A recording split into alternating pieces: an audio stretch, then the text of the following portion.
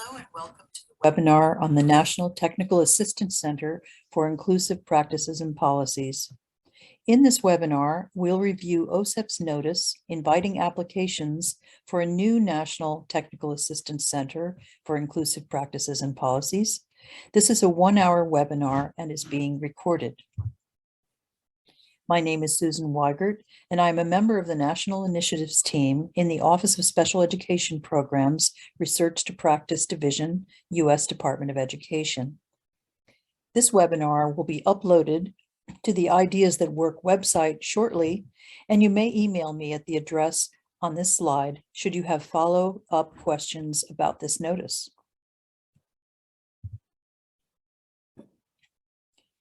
These slides are for general guidance only, and information has been highly summarized due to the logistics of the webinar. Please read the entire notice inviting applications before applying for this grant opportunity. Please also take a look at the common instructions for Department of Education discretionary grant programs. The timeline for this notice is that it was published January 25, 2022. The deadline for submitting applications is March 28, 2022 by 4:30 p.m. Eastern Time. The deadline for intergovernmental review is May 25, 2022, and grantees will be announced and the funding will be distributed by October 1, 2022. About the deadline, as I'll explain in more depth later, if you are a first-time applicant, we highly recommend that you familiarize yourself with the detailed instructions on how to submit an application in the G5 system and prepare yourself several weeks in advance to register both with the sam.gov and grants.gov websites. Prepare to submit several days early prior to the deadline. Don't wait to start on March 28, as issues can arise with submitting electronically.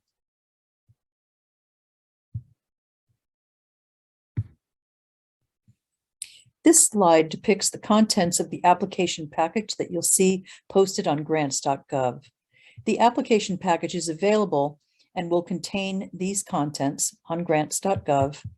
That's the application letter, a notice inviting applications with the Federal Register notice, and the system submission procedures and tips, the priority description, the selection criteria, the general information on how to complete the application, how to transmit the application, and required forms.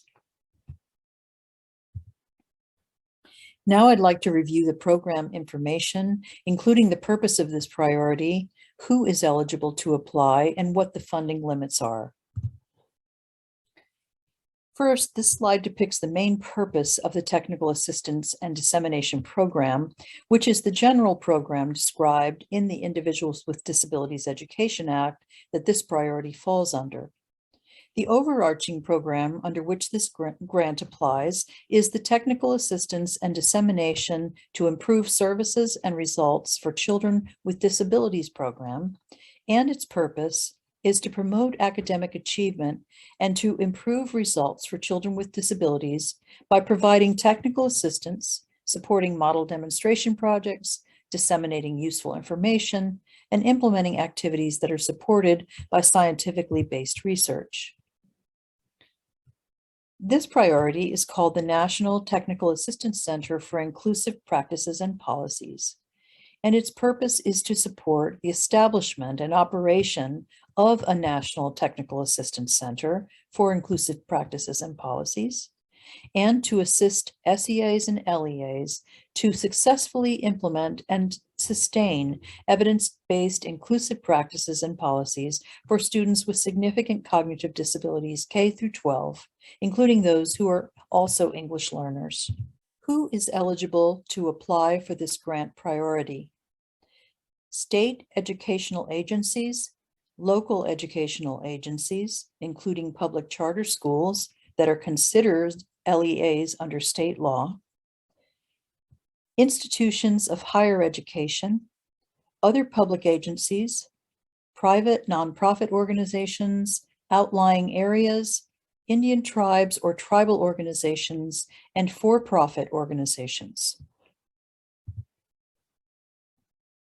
This slide tells you the amount of funds available for each year of this priority, which can be funded up to 5 years. The total amount of funds available for the one estimated award will be $2 million for a single budget period of 12 months. The project period is up to 60 months. A word of caution: in the budget section of your application, do not request funds in excess of the value of $2 million per year, or your application will be found ineligible. Again, these are 5-year grants, so you may request the value of up to $2 million per year in funding. I'll now describe information about the grant project, what is expected of a grant under this priority, how the selection will be made by panelists who review it, and what the application and general requirements are. There are 5 major expected project outcomes for this priority. The first expectation appears on this slide: to increase the capacity of SEA, LEA, and school personnel to support and implement inclusive practices and policies in grade-level academic and extracurricular settings for students with significant cognitive disabilities, to increase the quantity of time that students with significant cognitive disabilities are served in more inclusive environments where appropriate based on their individual needs, to increase educational engagement for students with significant cognitive disabilities across multiple settings and activities, for example, classroom, academic instruction, extracurricular activities throughout the school day, and to improve the quality of instruction, including the use of interventions and accommodations supported by evidence for students with significant cognitive disabilities in more inclusive environments based on their individual needs and aligned to the general education curriculum, and develop and disseminate an implementation package of products and resources that will assist SEAs, LEAs, and schools to implement inclusive practices and policies and increase the amount of time that students with significant cognitive disabilities are served in the LRE based on their individual needs. When you read the priority, you'll note that there is also a long list of administrative requirements associated with this grant priority. Please read this section of the priority very closely. It includes information you'll want to include in your grant application, such as how your proposed project will accomplish the goals of the priority, to ensure equal access and treatment for members of groups that have traditionally been underrepresented, how you will use a conceptual framework to develop project plans and activities, and how you will develop products and provide services that are both of high quality and maximize efficiency by using technology. This section also asks you to develop a dissemination plan that describes how your project will distribute information, products, and services to your intended audiences. You'll need to demonstrate the quality of your staff, that they have the right experience to carry out project activities, and this section will also tell you what must be included in the appendix, such as personnel loading charts and timelines to illustrate your management plan. These are very broadly the kinds of issues that you'll find in the administrative requirements section. The details are spelled out in great detail in that section, so read that section carefully. These are the 5 selection criteria that will be used by the panel to rate your application, and the slide depicts the maximum possible points that you can be awarded for each criteria. As you see, there are 5 sections that will be reviewed by the panel. The significance section, worth 10 points, the quality of project services section, worth 35 points, the quality of project evaluation section, worth 20 points, the adequacy of resources and quality of project personnel section worth 15 points, and the quality of management plan worth 20 points, for a total of 100 possible points on your application. There are several factors that your application will need to address in the significance section.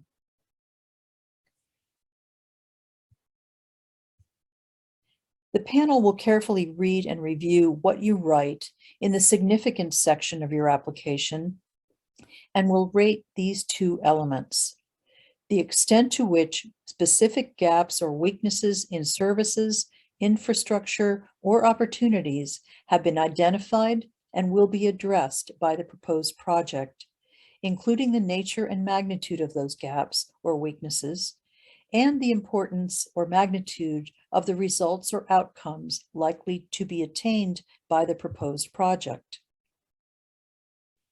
Next, the panel of reviewers will rate the quality of the project services described in your application.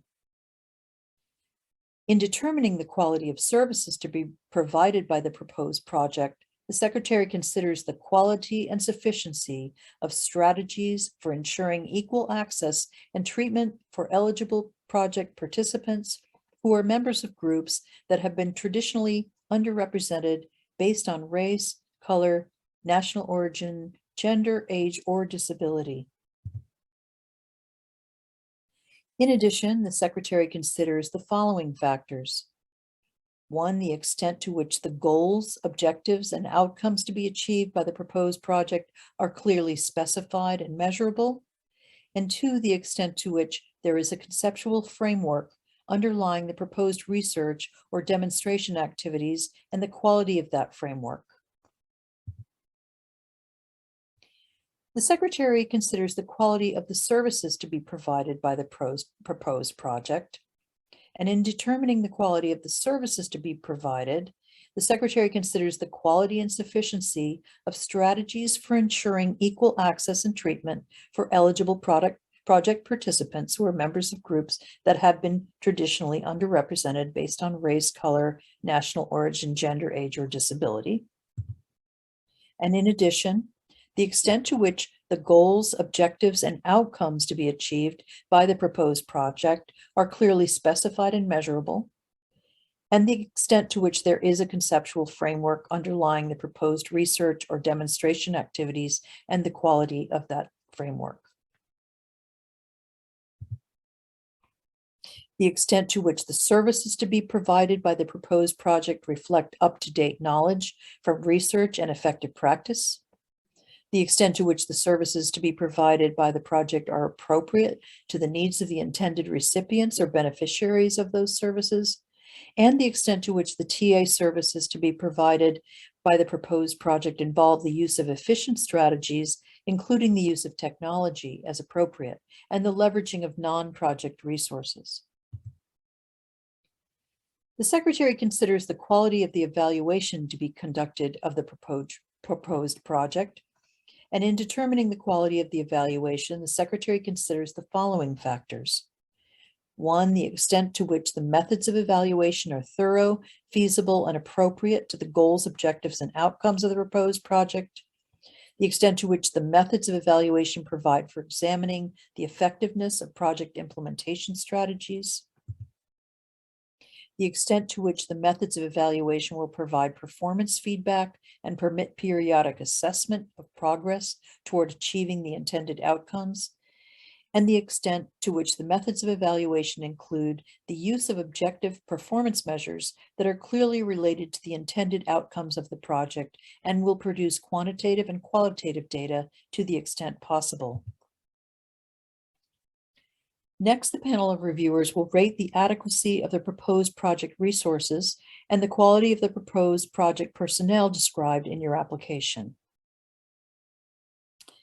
In determining the quality of project personnel, the Secretary considers the extent to which the applicant encourages applications for employment from persons who are members of groups that have traditionally been underrepresented based on race, color, national origin, gender, age, or disability. And in addition, the Secretary considers the following factors. 1, the qualifications, including relevant training and experience of the project director or principal investigator. 2, the qualifications, including relevant training and experience of key project personnel. 3, the adequacy of support, including facilities, equipment, supplies, and other resources from the applicant organization or the lead applicant organization. And 4, the extent to which the costs are reasonable in relation to the objectives, design, and potential significance of the proposed project. Finally, the panel of reviewers will rate the quality of the management plan described in your application. In determining the quality of the management plan for the proposed project, the Secretary considers the following factors. 1, the adequacy of the management plan to achieve the objectives of the proposed project on time and within budget, including clearly defined responsibilities, timelines, and milestones for accomplishing project tasks. 2, the extent to which the time commitments of the project director and principal investigator and other key project personnel are appropriate and adequate to meet the objectives of the proposed project. And 3, the adequacy of mechanisms for ensuring high-quality products and services from the proposed project. And 4, how the applicant will ensure that a diversity of perspectives are brought to bear in the operation of the proposed project, including those of parents, teachers, the business community, a variety of disciplinary and professional fields, recipients or beneficiaries of services or others as appropriate. The application requirements are also spelled out in detail in the priority, and I will summarize them here.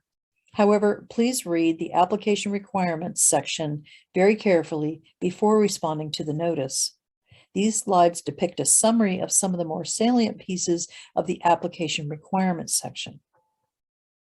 So you will include in Appendix A logic model for the project. And also in Appendix A personnel loading chart and timelines as applicable to illustrate the management plan described in the narrative. Include in the budget travel funds to support the project director's attendance at meetings sponsored by OSEP as specified in the priority at a minimum. Maintain a website that meets government or industry recognized standards for accessibility. Ensure that annual progress toward meeting project goals is posted on the project website. And transfer of pertinent resources and products if appropriate. In addition to the administrative and application requirements, there are also general requirements for all applicants that must be described in your application. Recipients of funding under this competition must make positive efforts to employ and advance in employment qualified individuals with disabilities, see Section 606 of IDEA, and each applicant for a recipient of funding under this program must involve individuals with disabilities or parents of individuals with disabilities ages birth through 26 in the planning, implementing, and evaluation of the project. See Section 682 of the IDEA. General requirements. The applicant must describe steps to ensure equitable access to and participation in its program for students, teachers, and other program beneficiaries with special needs. See Section 427, the GEPA requirements. In the next section, I'll review in more detail how a grant application will be submitted. Once again, please read the section of the notice entitled Application and Submission Information before submitting your application. The applications must be submitted electronically using grants.gov. Applications may not be submitted via email. Applications must be submitted no later than 4:30 p.m. Eastern Time on March 28, 2022. The application narrative sections and all other attachments to the application must be uploaded as a PDF read-only, non-modifiable format file. There are additional directions on grants.gov regarding the submission of applications, and please review these directions carefully. Application tips. The maximum funding level for this grant is $2 million for each 12-month project period. Do not exceed this amount in your budget request. Read carefully grants.gov submission procedures and tips for applicants found in Section B of the application package. We recommend that you limit the application narrative, Part 3 of the application, to no more than 70 pages and use the following standards. A page is 8.5 by 11 inches on one side only, with 1-inch margins at the top, bottom, and both sides. Double space, no more than 3 lines per vertical inch. All text in the application narrative, including titles, headings, footnotes, quotations, reference citations, and captions, as well as all text in charts, tables, figures, graphs, and screenshots. Note these are recommendations only and not requirements. However, we do believe that following these recommendations will help facilitate the review of your grant by the review panel.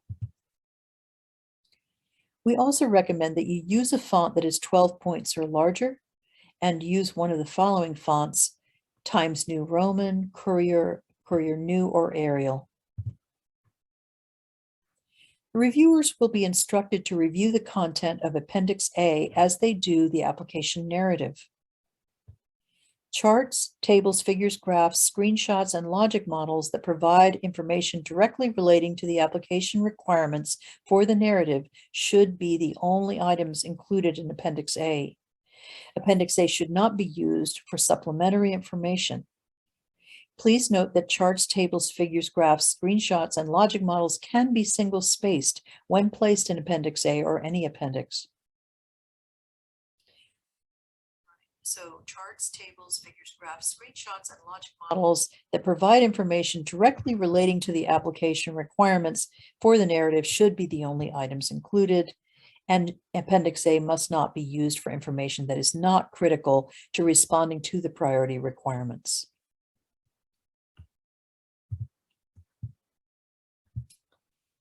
Again, I want to remind you to register early on grants.gov, and if you are not already registered in the system for award management, the SAM system, you must do so before submitting the application.